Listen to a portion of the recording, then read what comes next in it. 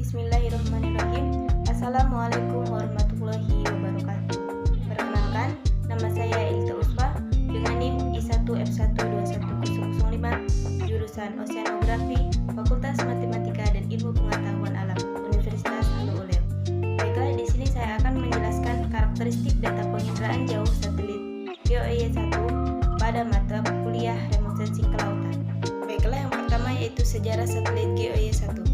GeoEye-1 sebelumnya bernama OrbView 5 yang merupakan penerus dari satelit OrbView 2 dan OrbView 3. Juga satelit Ikonos yang berasal dari perusahaan yang bernama GeoEye yang sekarang telah berubah menjadi Digital Globe pada tahun 2013. GeoEye-1 merupakan satelit pengamat bumi yang pembuatannya disponsori oleh Google dan National Geospatial Intelligence Agency (NGA) yang meluncurkan pada 6 September 2008 dari Vandenberg Air Force Base, California, Amerika Serikat.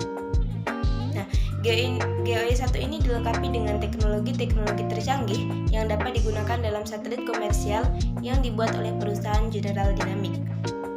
Di dalam pembuatan satelit ini memakan biaya sebesar 502 juta US dollar yang ditanggung oleh Google dan National Geospatial Intelligence Agency (NGA) sebagai sponsor-sponsor utamanya pada satelit ini. Terdapat logo Google yang terletak pada bagian samping roket Delta II yang meluncurkannya. Sensor kamera satelit ini dibuat oleh ITT Corporation yang kemudian dikirimkan pada General Dynamics untuk diintegrasikan ke dalam GeoEye-1 pada tahun 2007. Kedua yaitu sensor satelit GeoEye-1. Sensor satelit GeoEye-1 telah diluncurkan di Vandenberg Air Force Base, California pada tanggal 6 September 2008 dengan menyediakan resolusi tinggi 0,41 meter. Fitur sensor satelit GeoEye-1 digunakan untuk sistem penginderaan jauh komersial dirancang untuk proyek besar yang dapat merekam 350.000 km Panzerpon multispektral setiap hari. Satelit GeoEye-1 terbang pada ketinggian di atas 681 km dan mampu memproduksi citra satelit dengan jarak ground samping 46 cm yang berarti dapat mendeteksi objek berdiameter tersebut maupun di atasnya. Nah, pada pertengahan musim panas 2013, orbit satelit GeoEye-1 telah dinaikkan menjadi 770 km atau 478 mil. GeoEye-1 menggunakan nadir baru Ground Sample Distance (GSD) 46 cm dibandingkan dengan GSD sebelumnya yaitu 41 cm. Nah, data GeoEye-1 ini dikumpulkan dengan presisi radiometrik 11 bit, nilai pixel dari 10 sampai 2047, tapi juga dapat dibuat skala lebih rendah menjadi 8 bit atau 0 sampai 256. Yang ketiga, kita masuk pada karakteristik resolusi citra satelit GeoEye-1 ini. Nah, GeoEye-1 ini menyediakan data penginderaan jauh dengan ground resolution hingga 0,41 meter dalam mode pankromatik dan 1,65 meter pada mode multispektral. GeoEye-1 memiliki orbit sun-synchronous polar pada ketinggian 681 km.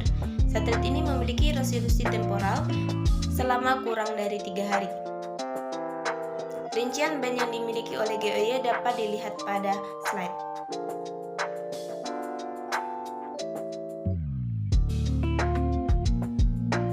Satelit ini mampu menghasilkan gambar dengan resolusi 0,41 meter untuk sensor pankromatik hitam putih dan 1,65 meter untuk sensor multispektral berwarna. Kemampuan ini sangat ideal untuk proyek pemetaan skala besar.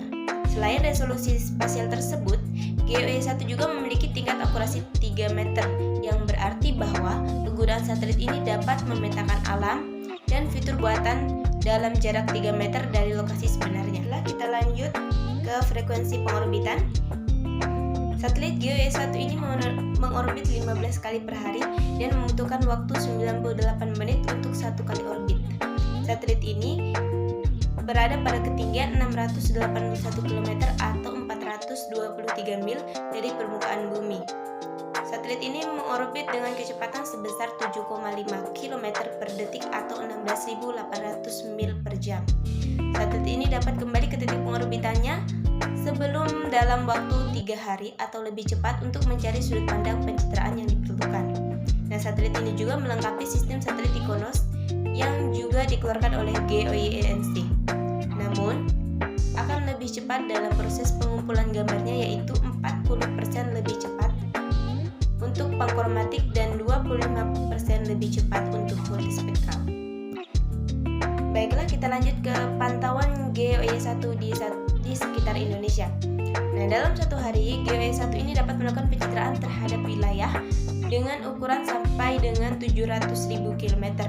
Dalam mode multispektral, GOI-1 melakukan pencitraan terhadap 350.000 km wilayah setiap harinya. Gambar hasil pantauan satelit GOI-1 ini sudah tersedia untuk sebagian kecil wilayah Indonesia. GOI-1 sudah merekam kota Makassar dan sekitarnya pada tanggal 30 April 2009 dan pembaruannya sudah tersedia sejak bulan Juli 2009.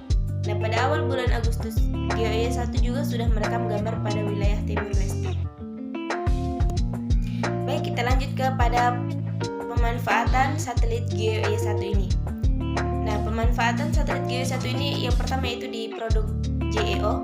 Produk GEO ini dapat digunakan oleh pengguna ahli dengan menggunakan perangkat lunak komersial. Yang kedua yaitu produk GEO profesional. Untuk produk ini cocok untuk ekstraksi fitur, perubahan deteksi, pemetaan dasar, dan aplikasi serupa lainnya. Yang ketiga yaitu produk GEO stereo. GEO stereo dalam memproyeksi pemetaan meliputi data kamera dengan format RPC yang mendukung penyesuaian, ekstraksi, stereo 3 dimensi, generasi DEM, dan operasi fotogrametri. Yang keempat yaitu satelit ini digunakan untuk menyediakan data-data pada satelit darat di seluruh dunia yang akan memperkuat layanan peta berbasis web melalui Google Earth maupun Google Maps. Baiklah, selanjutnya kita melangkah pada kelebihan dan kekurangan satelit GOI-1 ini. Yang pertama yaitu kelebihannya, satelit ini mampu memetakan gambar dengan resolusi gambar yang sangat tinggi dan merupakan satelit komersial dengan pencitraan gambar tertinggi yang ada di orbit bumi saat ini. GOI-1 ini juga dilengkapi dengan teknologi tercanggih yang pernah digunakan dalam satelit komersial yang dibuat oleh perusahaan General Dynamics. Kemudian satelit ini juga digunakan untuk penyediaan data-data peta satelit daratan di seluruh dunia yang akan memperkuat layanan peta berbasis web melalui Google Earth maupun Google Maps.